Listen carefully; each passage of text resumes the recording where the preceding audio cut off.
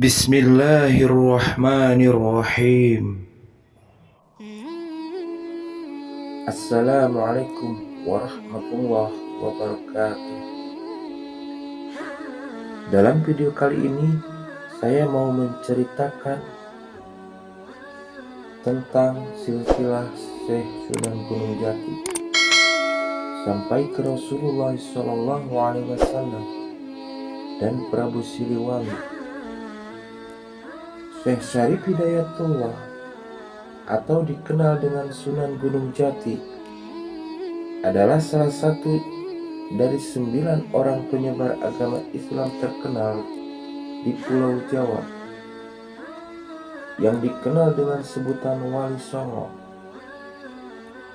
Dalam kehidupannya, selain sebagai pemimpin spiritual, mubalik, dan dai pada zamannya, juga sebagai pemimpin rakyat karena beliau menjadi sultan di Kesultanan Cirebon.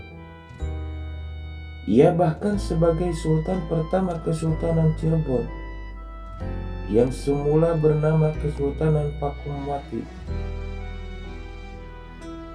Banyak kisah yang dikaitkan dengan Sunan Gunung Jati. Di antaranya adalah bahwa ia pernah mengalami perjalanan spiritual seperti Isra Mi'raj, lalu bertemu dengan Rasulullah SAW dan bertemu dengan Nabi Khidir dan menerima wasiat dari Nabi Sulaiman alaihissalam.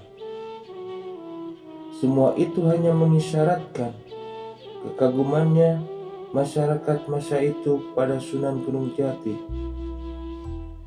Sunan Gunung Jati atau Syarif Hidayatullah diperkirakan lahir sekitar tahun 1448 Masehi.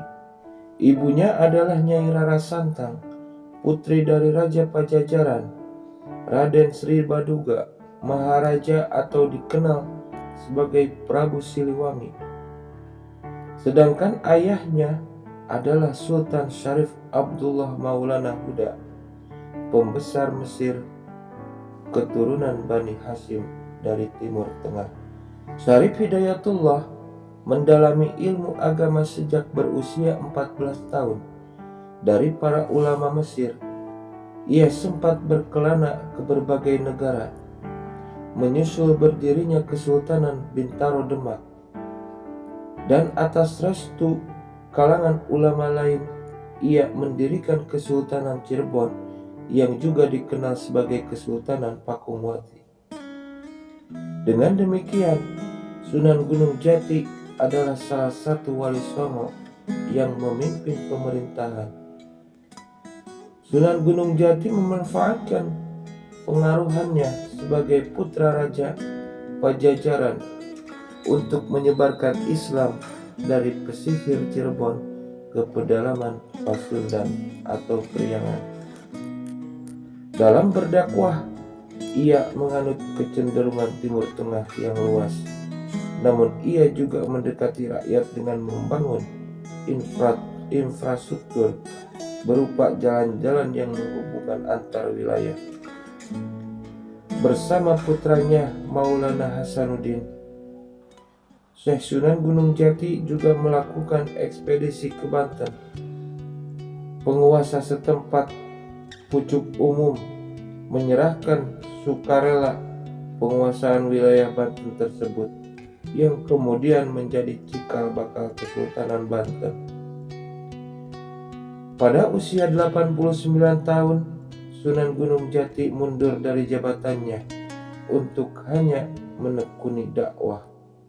Kekuasaan itu diserahkan kepada Pangeran Pasarean.